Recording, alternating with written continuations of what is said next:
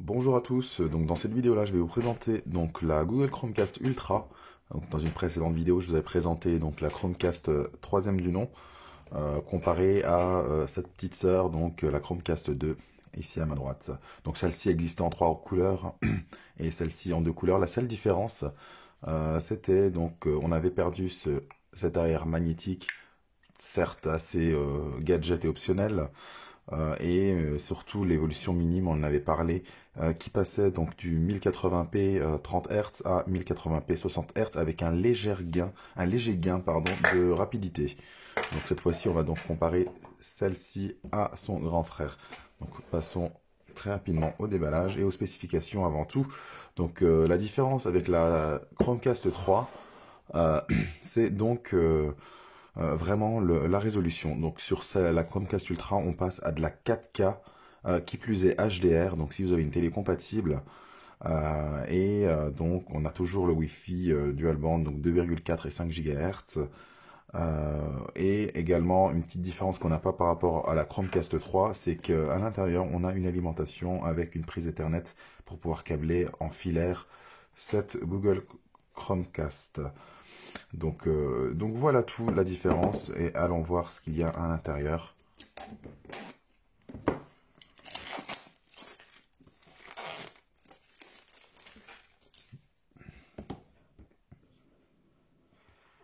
Rien ne change au principe, donc on se retrouve avec la Chromecast flambant neuve, bien brillante. Voilà. Avec l'arrière magnétique cette fois-ci, donc celui-ci ils l'ont gardé puisque, rappelons-le, ce Google Chromecast est sorti en 2016, donc il se fait un peu vieux quand même, il n'est pas tout jeune.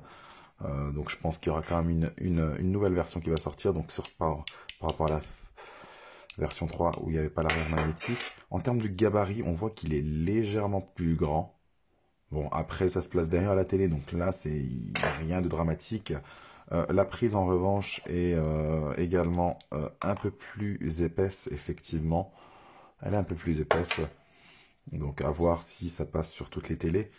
Donc qu'y a-t-il de plus à l'intérieur? Donc on retrouve le petit manuel utilisateur, donc le petit guide utilisateur, comment brancher, comment configurer la Chromecast.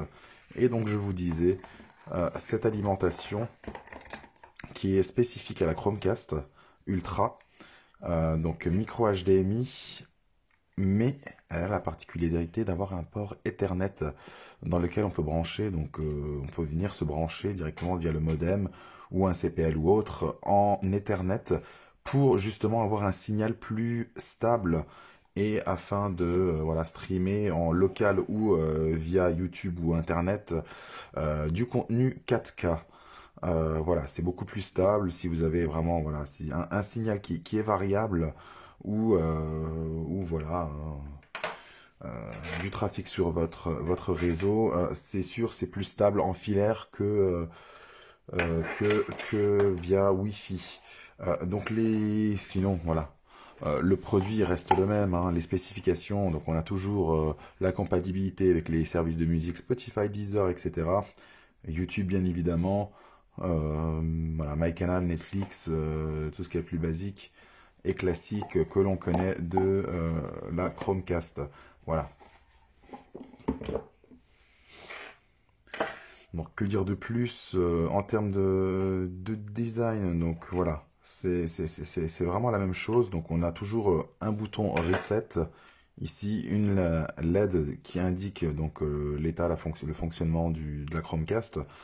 Et donc le port micro USB, tout comme la version 3, pour alimenter et également faire passer donc le signal internet si on vient se brancher en Ethernet. Voilà tout. J'espère que cette vidéo vous a plu. N'hésitez pas à mettre des commentaires. Si vous avez des questions, posez-les en commentaire. Ça me fera énormément plaisir d'y répondre. Et je vous dis à bientôt.